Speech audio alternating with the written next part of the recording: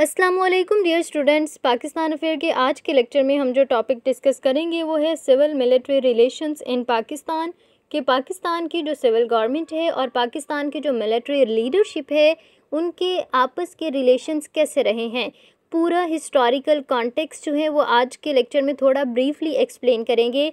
हालांकि हम सारी सिचुएशन जो है वो पोस्ट पार्टीशन में 1947 से लेके 2023 यानी पीडीएम गवर्नमेंट तक तो जो है हमने सारा डिस्कस किया था। 1947 में जो है पाकिस्तान आज़ाद होता है। उसके बाद से जो है पाकिस्तान में काफ़ी ज़्यादा प्रॉब्लम्स आती हैं, कॉन्स्टिट्यूशनल, पॉलिटिकल, इकोनॉमिक क्राइसिस, ये सारी सिचुएशन हमने डिस्कस की थी। और 1947 के बाद 1956 में जो है वो पाकिस्तान का फर्स्ट कॉन्स्टिट्यूशन बनता है और 56 का कॉन्स्टिट्यूशन जस्ट 2 ईयर्स जो है वो पाकिस्तान में लागू रहता है। और उसके बाद 1958 में फ़र्स्ट मार्शल लॉ जो है वो पाकिस्तान में इम्पोज़ किया जाता है और जनरल अयूब खान जो हैं वो फिर पाकिस्तान की गवर्नमेंट यहाँ पे संभालते हैं। अब 1958 में फ़र्स्ट टाइम पाकिस्तान की जो मिलिट्री है वो डायरेक्टली इन्वॉल्व करती है। अब डायरेक्टली इन्वॉल्व करना और इनडायरेक्टली इन्वॉल्व करना वो क्या है कि डायरेक्टली अगर मिलिट्री इन्वॉल्व होती है तो वो यहाँ पे मार्शल लॉ लगा देगी, आपकी जो डेमोक्रेटिक गवर्नमेंट है उसको वो ख़त्म कर देगी, जैसा कि इन्होंने 1958 में किया था। 1956 का कॉन्स्टिट्यूशन भी ख़त्म किया, तब की गवर्नमेंट भी ख़त्म की और ख़ुद यहाँ पे मार्शल लॉ लगा के मार्शल लॉ डिक्टेटर ख़ुद यहाँ पे एडमिनिस्ट्रेटर बने। अब उसके बाद 1958 में जब फर्स्ट मार्शल लॉ लगता है और सेकंड मार्शल लॉ कब पाकिस्तान की हिस्ट्री में लगा था, 1969 में। 1969 में भी जनरल अयूब खान का जो एरा था उसको ख़त्म करके जनरल याहिया खान जो थे उन्होंने 1962 में पाकिस्तान में दूसरा मार्शल लॉ लगाया। अब दूसरा मार्शल लॉ लगाया उसके बाद पाकिस्तान में फ़र्स्ट एवर 1970 में जनरल इलेक्शंस होते हैं और उन इलेक्शंस में फिर बाद में फॉल ऑफ ढाका 1971 में हुआ और जो भी वो सिचुएशन हम हिस्ट्री में सारी डिस्कस करके आए हैं। 1973 पे फिर पाकिस्तान का नया कॉन्स्टिट्यूशन बनता है और उसके बाद डेमोक्रेटिक गवर्नमेंट जो है वो यहाँ पे रिस्टोर होती है और जुल्फ़िकार अली भुट्टो जो हैं वो फिर यहाँ पे गवर्नमेंट करते हैं।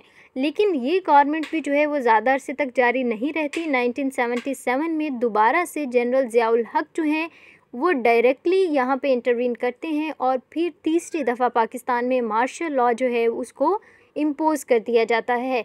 1977 से लेके 1988 तक का जो एरा था वो जनरल ज़ियाउल हक का रहता है।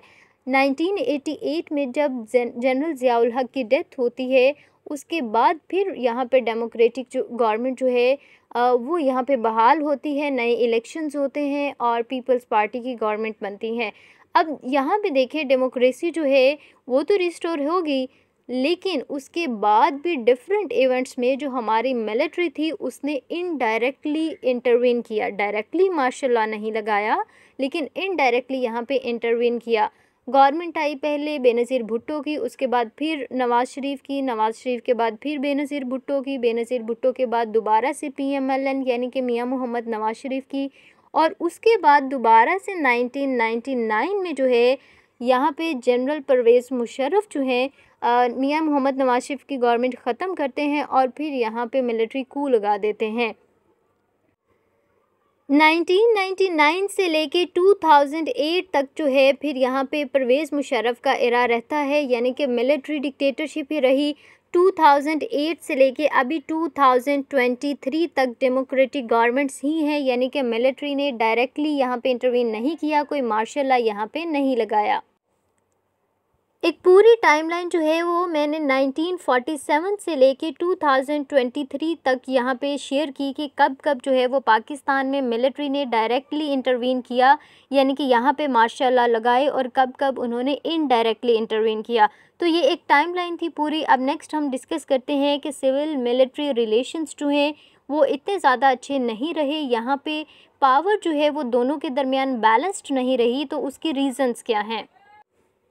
डिफरेंट यहाँ पे फैक्टर्स हैं जिसकी वजह से मिलिट्री पाकिस्तान में डायरेक्टली इंटरवीन करती रही है पॉलिटिकल अफेयर्स में। इसके डिफरेंट रीजंस जो खुद मिलिट्री लीडर्स जो हैं वो यहाँ पे एक्सप्लेन करते हैं, वो ये कहते हैं कि पाकिस्तान की जो सिचुएशन है, सिक्योरिटी कंसर्न्स जो थे, जो रीजनल इंस्टेबिलिटी थी और करप्शंस थी जो सिविलियन एडमिनिस्ट्रेशन की, ये 3 मेन फैक्टर्स वो यहाँ पे बताते हैं कि पाकिस्तान की जो नेशनल सिक्योरिटी है वो मेन कंसर्न था, क्योंकि पाकिस्तान की जो सिविलियन एडमिनिस्ट्रेशन, सिविलियन गवर्नमेंट्स थी, वो पाकिस्तान की सिक्योरिटी श्योर नहीं कर पा रही थी।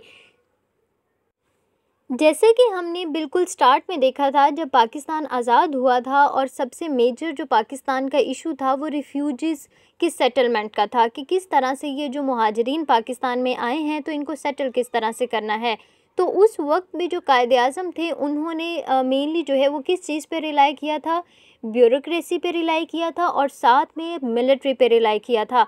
यानी बिल्कुल स्टार्ट से ही हमने डिफरेंट रीजंस की वजह से अपने सिविलियन इंस्टीट्यूशंस को इतना एम्पावर नहीं किया था, क्योंकि हमें जो डिफरेंट हमारे नेबरिंग कंट्रीज़ हैं, इंडिया है, अफ़गानिस्तान है, और जो इंटरनेशनल पॉलिटिक्स थी उसकी वजह से पाकिस्तान की सिक्योरिटी को ज़्यादा इंश्योर करना था। जबकि हमारे जो सिविलियन डिपार्टमेंट्स थे, जो सिविलियन इंस्टीट्यूशंस थे, हमारी इकॉनमी थी, ये डिफरेंट फैक्टर्स थे, ये डिफरेंट एलिमेंट्स थे जो अंडरमाइन हुए हैं। तो स्टार्ट से ही हमने क्या किया है, अपनी मिलिट्री को एम्पावर किया है, मिलिट्री को ज़्यादा रिसोर्सेज दिए हैं, मिलिट्री को ज़्यादा हमने बजट एलोकेट किया है, यानी कि हर एक सूरत हाल में हमने अपनी मिलिट्री को ज़्यादा पावर दी है। तो इसकी वजह से हमारा जो सिविलियन अल्टरनेट है वो अंडरमाइन होता रहा, वो निगलेक्ट होता रहा। हमने अपने सिविलियन इंस्टीट्यूशंस को इतना ज़्यादा डेवलप नहीं किया, उसको इतना ज़्यादा एम्पावर नहीं किया। अब देखें, इसका नुकसान हम आज भी भुगत रहे हैं कि जब हमने अपने सिविलियन इंस्टीट्यूशंस को इतना ज़्यादा पावरफुल नहीं किया और हमने जो मिलिट्री थी उसको ज़्यादा अथॉरिटी दी। अभी देख लें, कोई नेचुरल डिज़ास्टर आता है, कोई फ्लड वगैरह है या कोई और मसला होता है, तो हम किसको बुलाते हैं? फ़ौज को बुलाते हैं। आपकी सिचुएशन कहीं पे पॉलिटिकल सिचुएशन या सोशल सिचुएशन थोड़ी सी ख़राब होती है तो आपकी पुलिस जो है उस चीज़ को मैनेज नहीं कर पाती। आपको क्या करना पड़ता है? उन कामों के लिए भी आपको फ़ौज को बुलाना पड़ता है। अब देखें, कोई भी डिपार्टमेंट है, आपका वापडा है, आप पीपीएससी को देख लें, उनके भी अभी जो हेड हैं वो रिटायर्ड फ़ौजी हैं। यानी कि हम क्या समझते हैं कि ये जो मिलिट्री के लीडर्स हैं ये ज़्यादा रिलायबल हैं, इनकी जो क्रेडिबिलिटी है वो ज़्यादा है। तो इस सारे सिलसिले में हमने शुरू से ही अपना जो सिविलियन अल्टरनेट है उसको निगलेक्ट किया, उसको इतनी ज़्यादा ट्रेनिंग नहीं दी, उसको इतना ज़्यादा एम्पावर नहीं किया। तो इस चीज़ का जो है फ़ायदा उठाया है हमारे मिलिट्री ने। वो ये कहती है कि हमारी जो सिविलियन गवर्नमेंट है उसके पास इतनी पावर्स नहीं है कि वो डिसीजंस अच्छे से ले, उसके पास इतनी पावर्स नहीं है कि वो नेशनल सिक्योरिटी को इंश्योर कर सके, उसके पास इतनी पावर नहीं है कि वो जो पॉलिटिकल मैटर्स हैं दूसरी कंट्रीज़ के साथ उनको अच्छे से मैनेज कर सके। तो ये डिफरेंट रीज़न्स हैं जिसकी वजह से मिलिट्री जो है वो डायरेक्टली और इनडायरेक्टली इंटरवीन करती रही है और पाकिस्तान में वक्तन फ़वक्तन मार्शल लॉ लगते रहे हैं। नेक्स्ट हम हिस्टोरिकल ओवरव्यू लेते हैं civil military relations in Pakistan, और इसमें डिफरेंट जो राइटर्स हैं उनके बुक्स जो हैं उनसे रेफरेंसेस साथ में ऐड करेंगे। तो ये राइटर सबसे पहले यहाँ पे हसन अस्करी रिजवी जो है वो अपनी बुक में the military and politics in Pakistan 1947 to 1997 इस पूरे ड्यूरेशन का वो एनालिसिस करते हैं और वो यहाँ पे कहते हैं कि मिलिट्री जो है वो पाकिस्तान की पॉलिटिक्स में इंटरवीन करती रही है।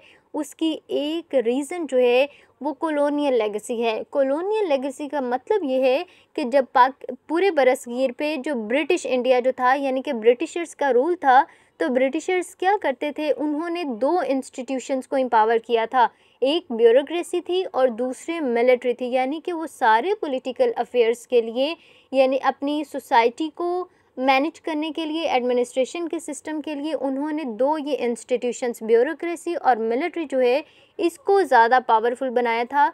तो तब से ही जो हमारी मिलिट्री है उसका भी ये माइंडसेट तब से बना हुआ है कि ये ज़्यादा पावरफुल है और डिफरेंट जो यहाँ पे सोशल पॉलिटिकल इश्यूज़ हैं उनको रिजॉल्व करने के लिए फिर मिलिट्री जो है वो यहाँ पे इंटरवीन करती है। तो यहाँ पे एक हिस्टोरिकल रीज़न भी है, कॉलोनियल लेगेसी है, कॉलोनियल माइंडसेट है मिलिट्री का कि जैसा कि ब्रिटिश इंडिया में जब ब्रिटिशर्स थे सब कॉन्टिनेंट पे वो हुकूमत कर रहे थे, तो तब वो मिलिट्री को इन कामों के लिए यूज़ किया करते थे, मिलिट्री पॉलिटिक्स में इंटरफेयर करती थी।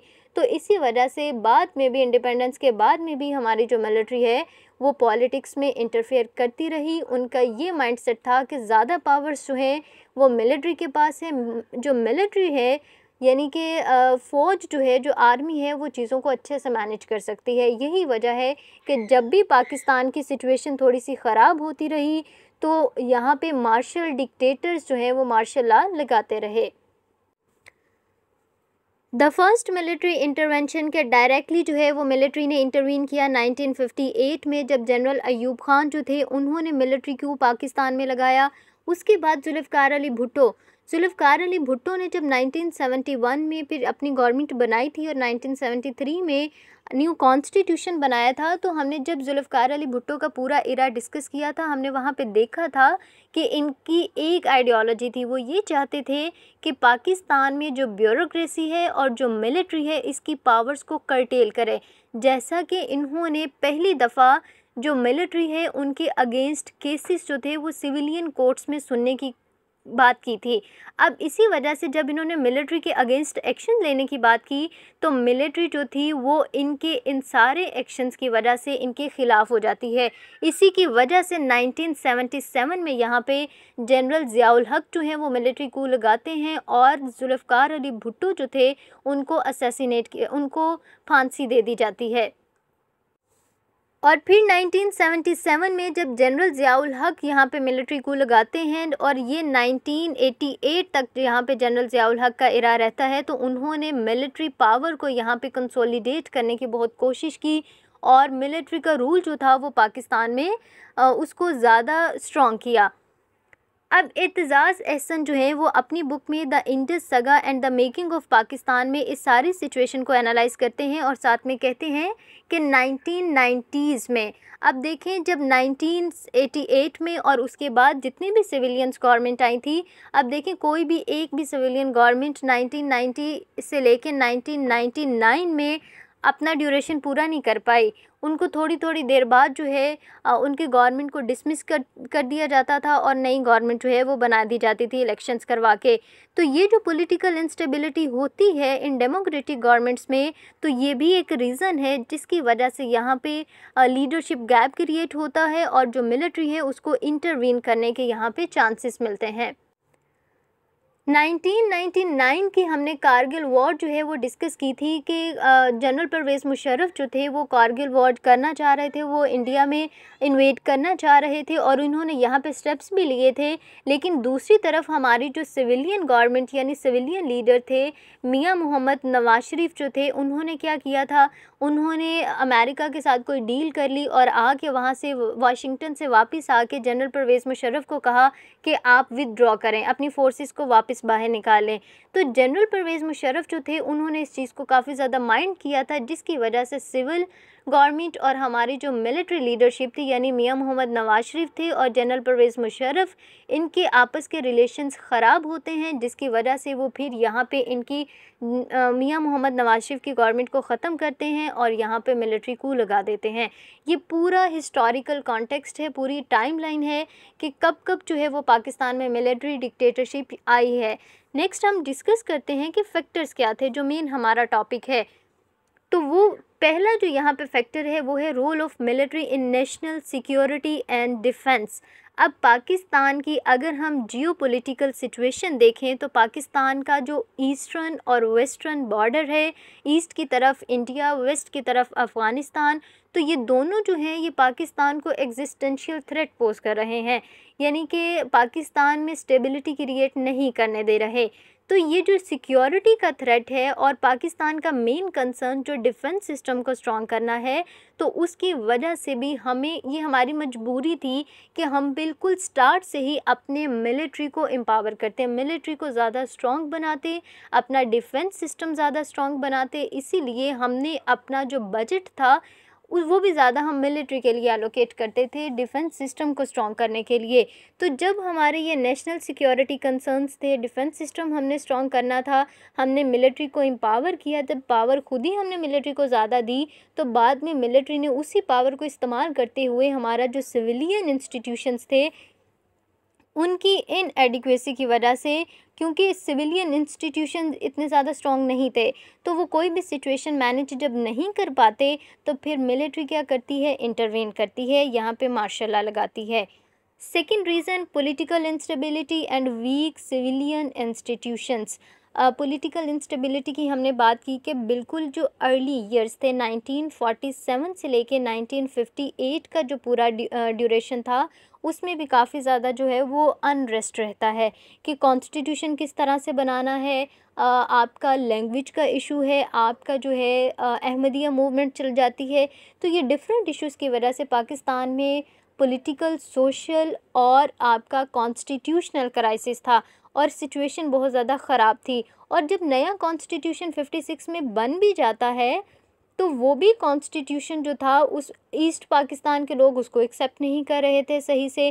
तो ये डिफरेंट रीजंस थी जिसकी वजह से पॉलिटिकल इंस्टेबिलिटी आई और फर्स्ट टाइम जो है वो मिलिट्री ने डायरेक्टली इंटरवीन किया 1958 में, फर्स्ट मार्शल लॉ लगाया। और यहाँ पे देखें हमारे सिविलियन जो इंस्टीट्यूशंस हैं वो भी इतने ज़्यादा स्ट्रॉन्ग नहीं हैं। क्यों स्ट्रॉन्ग नहीं है? क्योंकि हमने क्या किया, बिल्कुल स्टार्ट से ही अपने मिलिट्री को एम्पावर किया। सिविलियन इंस्टीट्यूशंस पे हमने इतना ज़्यादा फोकस नहीं किया, उनको डेवलप नहीं किया। आप इसकी एग्जांपल ये भी दे सकते हैं कि जब भी पाकिस्तान में कोई अनरेस्ट क्रिएट होता है, कोई भी मसला होता है, तो हमारी जो पुलिस है वो सिचुएशन को हैंडल नहीं कर पाते। हम क्या करते हैं, हम मिलिट्री को बुलाते हैं, फ़ौज को बुलाते हैं। तो जब आपके सिविलियन इंस्टीट्यूशन खुद स्ट्रॉन्ग नहीं है, वो चीज़ों को स्टेबल नहीं कर पाते, सिचुएशन को नहीं संभाल पाते, तो फिर क्या होता है, फिर मिलिट्री इंटरवीन करती है। थर्ड यहाँ पे फैक्टर है socio cultural factors shaping the militaries rule in society. बहुत इंपॉर्टेंट ये पॉइंट है।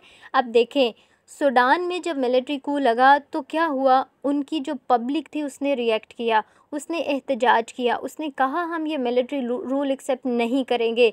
लेकिन आप देखें, आप पूरी अपनी हिस्ट्री उठा के देखें, कितने यहाँ पे कूच लगे हैं, मार्शल लॉ लगे हैं। 1958 में पहली दफ़ा, 1969 में दूसरी दफ़ा, 1977 में तीसरी दफ़ा, 1999 में जो मिलिट्री कू लगा चौथी दफ़ा। अब इन सब में कभी भी आपकी जो पब्लिक है उसने उठ के प्रोटेस्ट नहीं किया कि मिलिट्री कू क्यों लगाया है। तो ये भी रीज़न थी कि आपकी पब्लिक का ट्रस्ट था आपके मिलिट्री पे।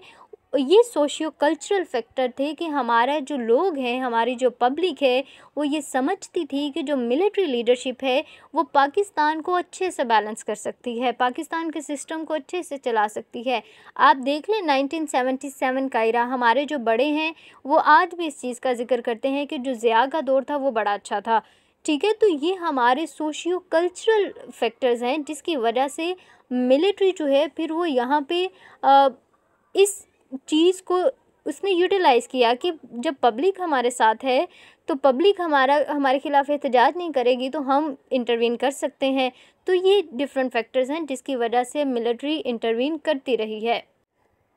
एक्सटर्नल फैक्टर की बात की जाए तो वही सिक्योरिटी डायनामिक्स के पाकिस्तान को डिफरेंट थ्रेट्स थे। इंटरनल थ्रेट की बात करें तो टेररिज्म वगैरह का भी इशू था और साथ में जो पाकिस्तान के नेबरिंग कंट्रीज़ थे और जो रीजनल और सिक्योरिटी डायनामिक्स वगैरह थे।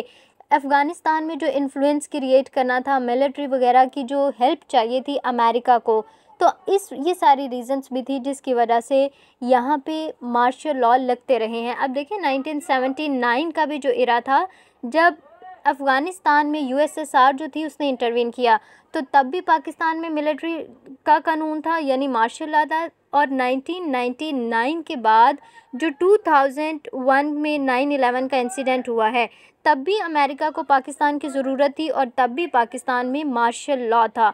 तो ये डिफरेंट इंटरनेशनल फैक्टर्स भी हैं।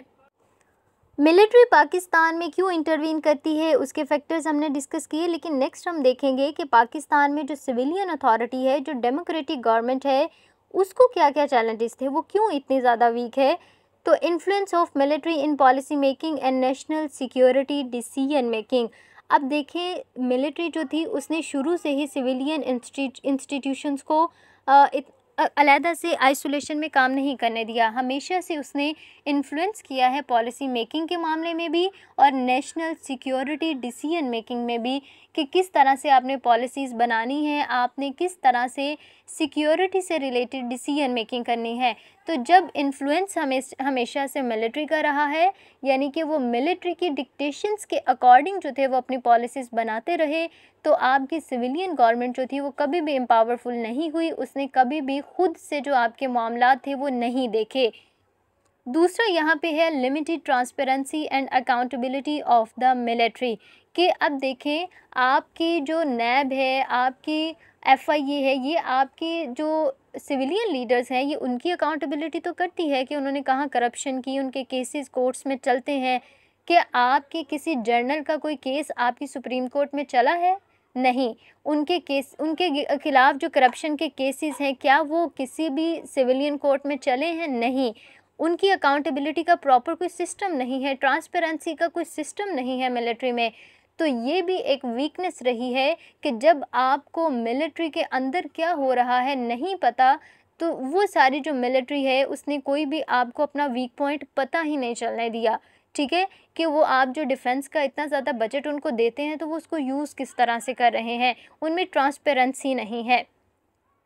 थर्ड यहाँ पे है interference in civilian affairs and institutions, कि शुरू से ही जो मिलिट्री है वो इंटरवीन करती रही है सिविलियन अफेयर्स में, कि उन्होंने अपनी पॉलिसी मेकिंग किस तरह से करनी है, डिफरेंट जो कंट्रीज़ हैं उनके साथ किस तरह से रिलेशंस इस्टेब्लिश करने हैं। तो ये डिफरेंट भी फैक्टर्स हैं जिसकी वजह से मिलिट्री को यहाँ पे चांसेस मिले कि वो यहाँ पे सिविलियन इंस्टीट्यूशंस को और ज़्यादा वीक करें और ख़ुद जो है वो यहाँ पे अपनी पावर इस्तेमाल करें। Militant groups and their impact on civil military relations. अब देखें पाकिस्तान में 1999 के बाद यानी 2011 का जो इशू हुआ था 9/11 का, उसके बाद से पाकिस्तान में बहुत ज़्यादा मिलिटेंट ग्रुप्स बन गए हैं, टेररिस्ट एक्टिविटीज़ हो रही हैं। तो ये भी एक रीज़न है कि आपकी मिलिट्री जो है वो डायरेक्टली या इनडायरेक्टली जो है वो आपकी पॉलिसीज़ को इन्फ्लुएंस करती है। सिविलियन गवर्नमेंट जो है वो खुद से कोई पॉलिसी नहीं बना पाती, हमेशा से जो मिलिट्री है वो इन्फ्लुएंस करती है। अभी जो करंट डिबेट है कि ये जो प्रीवियस गवर्नमेंट थी इमरान खान की, उसको क्यों ख़त्म किया गया, उसके पीछे भी जो मिलिट्री थी वो इनडायरेक्टली इन्वॉल्व थी। अब देखें अगर पेपर में ये कोई बात इस चीज़ से रिलेटेड पूछी जाती है सिविल मिलिट्री रिलेशन से, तो हम डायरेक्टली इस पॉइंट को वहाँ पे मेंशन नहीं कर सकते, क्योंकि यहाँ पे मिलिट्री डायरेक्टली इन्वॉल्व नहीं कर रही, इनडायरेक्टली उनकी इन्वॉल्वमेंट है। तो हम जो है इस चीज़ को फिर मेंशन नहीं कर सकते, लेकिन चीज़ों को क्लियर करने के लिए ये पॉइंट जो है वो ऐड किया गया है। और जनरल कमर जावेद बाजवा जो थे, जो प्रीवियस हमारे चीफ़ ऑफ आर्मी स्टाफ थे, उन्होंने ये चीज़ एक्सेप्ट भी की थी कि पास्ट में जो मिलिट्री लीडर्स थे वो इंटरवीन करते आए हैं, लेकिन अब हम कोशिश कर रहे हैं कि हमारी मिलिट्री जो है वो पॉलिटिकल रहे, यानी कि वो अब पॉलिटिक्स में जो है वो इंटरवीन ना करे। अब यहाँ पे वो डिफरेंट रीजंस भी बताते हैं कि ये जो मिलिट्री है उसने इंटरवीन क्यों किया, कि जो आपकी सिविलियन गवर्नमेंट थी उसकी करप्शन की वजह से, और दूसरी ये भी रीज़न थी कि आपकी जो सिविलियन गवर्नमेंट थी वो चीज़ों को अच्छे से स्टेबल नहीं कर पा रही थी, वो सिचुएशन को संभाल नहीं पा रही थी। ये भी एक फैक्टर है जिसकी वजह से फिर सिचुएशन को बैलेंस करने के लिए, सूरत हाल को ख़राब होने से बचाने के लिए मिलिट्री जो है वो इंटरवीन करती है। अब पाकिस्तान के लिए मेन कंसर्न यही है कि वो किस तरह से अपने सिविलियन इंस्टीट्यूशंस को एम्पावर करे और मिलिट्री के डायरेक्टली और इनडायरेक्टली इंटरवेंशन जो है उसको प्रिवेंट करे। तो हम यहाँ पे कुछ केस स्टडीज़ डिस्कस करेंगे डेवलप्ड कंट्रीज़ के, कि उन्होंने किस तरह से अपनी मिलिट्री को सिविलियन गवर्नमेंट के अंडर रखा हुआ है। तो यहाँ पे सबसे पहले है आपकी यूनाइटेड स्टेट्स। अमेरिका जो है उसमें आपकी जो सिविलियन गवर्नमेंट है वो बहुत ज़्यादा एम्पावरफुल है और जो मिलिट्री लीडरशिप है वो उसके अंडर काम करती है। और एक मेजर जो यहाँ पे पॉइंट है जिसकी वजह से मिलिट्री जो है सिविलियन गवर्नमेंट के अंडर काम करती है, उसकी रीज़न ये है कि एक प्रॉपर चेक एंड बैलेंस का सिस्टम है। अब इस चेक एंड बैलेंस के सिस्टम में मिलिट्री जो है उसकी भी अकाउंटेबिलिटी होती है और आपकी जो सिविलियन गवर्नमेंट है उसकी भी अकाउंटेबिलिटी होती है, हर एक चीज़ ट्रांसपेरेंट है। लेकिन आपके पाकिस्तान में क्या रीज़न है, आप सिविलियंस की तो अकाउंटेबिलिटी करने चल पड़ते हैं, लेकिन मिलिट्री की अकाउंटेबिलिटी कौन करेगा? उनका जो सिस्टम है अकाउंटेबिलिटी का वो आपको ट्रांसपेरेंट करना पड़ेगा। और इस चीज़ के लिए आपको अपने कॉन्स्टिट्यूशन में कुछ रिफॉर्म्स लेके आनी पड़ेंगी, न्यू लॉज, न्यू एक्ट्स जो हैं वो बनाने पड़ेंगे। टर्की जो है इसकी भी जो हिस्ट्री अगर हम देखें तो बहुत ज़्यादा दफ़ा ऐसा हुआ है कि इनकी भी जो मिलिट्री थी उन्होंने डायरेक्टली इंटरवीन किया इनके पॉलिटिकल सिस्टम में, मार्शल लॉज वगैरह लगाए, मिलिट्री कू वगैरह लगे, लेकिन फिर टर्की ने क्या किया, अपने कॉन्स्टिट्यूशन में रिफॉर्म्स लेके आए। इन्होंने अपने कॉन्स्टिट्यूशन में ये चीज़ें अब मेंशन की हैं, यहाँ पे लॉ मेकिंग की है कि अब मिलिट्री जो है वो डायरेक्टली इंटरवीन नहीं करेगी। मिलिट्री इनको नहीं बताएगी कि इन्होंने इंटरनेशनल रिलेशंस किस तरह से इस्टेब्लिश करने हैं। वो सिविलियन गवर्नमेंट का काम है कि वो किस तरह से अपनी फॉरेन पॉलिसी शेप करती है, किस तरह से डिफरेंट कंट्रीज़ के साथ रिलेशंस बनाती है। तो मिलिट्री जो है वो सिविलियन गवर्नमेंट के अंडर काम करेगी। जर्मनी जो है इसने भी वर्ल्ड वॉर 2 के बाद यानी हिटलर के जाने के बाद से इन्होंने भी यहाँ पे जो है अपना सिस्टम बहुत ज़्यादा चेंज किया है, क्योंकि पहले क्या था कि मिलिट्री कंट्रोल करती थी सिविलियन गवर्नमेंट को, लेकिन अब इन्होंने अपने डेमोक्रेटिक इंस्टीट्यूशंस की रीबिल्डिंग की है, अपने कॉन्स्टिट्यूशन में चेंजिंग्स लेके आए हैं, एक क्लियर लीगल फ्रेमवर्क बनाया है कि किस तरह से सिविलियन गवर्नमेंट के पास ज़्यादा पावर्स हैं, जबकि जो मिलिट्री है उसके पास इतनी पावर नहीं है, वो सिविलियन गवर्नमेंट के अंडर काम करेगी। लास्ट में हमारे पास ये जो केस स्टडी है वो इंडिया की है। अब देखें, जो हमने एक फैक्टर डिस्कस किया था कि पाकिस्तान की जो मिलिट्री है वो इंटरवीन करती है, उसकी एक रीज़न जो है वो कॉलोनियल लेगेसी भी है। कॉलोनियल लेगेसी का मतलब कि जो ब्रिटिश इंडिया था उसमें ब्रिटिशर्स जो थे वो मिलिट्री को ज़्यादा पावर्स उन्होंने दी हुई थी आपकी एडमिनिस्ट्रेशन के कामों के लिए। लेकिन इंडिया की मिलिट्री भी तो उसी सिस्टम का हिस्सा थी, तो पाकिस्तान की मिलिट्री ऐसा क्यों करती है? इंडिया में तो कभी कोई मार्शल लॉ नहीं लगा। तो इसकी रीज़न ये है कि इंडिया ने फॉरेन इंडिपेंडेंस के बाद से अपना जो सिविलियन अल्टरनेट था उसको स्ट्रॉन्ग किया था, और जो उनकी मिलिट्री लीडरशिप थी उसको वो सिविलियन गवर्नमेंट के अंडर लेके आए थे। ठीक है, उनकी जो मिलिट्री है सारी वो सिविलियन गवर्नमेंट के जो ऑर्डर्स हैं उनको फॉलो करती है, वो खुद सिविलियन गवर्नमेंट को डिक्टेट नहीं करती। तो अभी पाकिस्तान के लिए भी क्या ज़रूरी है, अगर वो पाकिस्तान भी मिलिट्री के डायरेक्ट और इनडायरेक्ट इंटरवेंशन को कंट्रोल करना चाहता है, तो पाकिस्तान के लिए सबसे ज़्यादा ज़रूरी ये है कि वो अपने सिविलियन इंस्टीट्यूशंस को स्ट्रॉन्ग करे, अपना जो लीगल फ्रेमवर्क है वो बनाए, अपने कॉन्स्टिट्यूशन में ये चीज़ें मेंशन करे कि जो मिलिट्री है वो फिर पाकिस्तान के सिविलियन गवर्नमेंट के लिए या पॉलिटिकल अफेयर्स में कहीं पे भी इंटरवीन नहीं करेगी। और साथ में मिलिट्री की अकाउंटेबिलिटी के लिए भी जो है प्रॉपर एक सिस्टम, एक ट्रांसपेरेंट सिस्टम जो है वो बनाना चाहिए।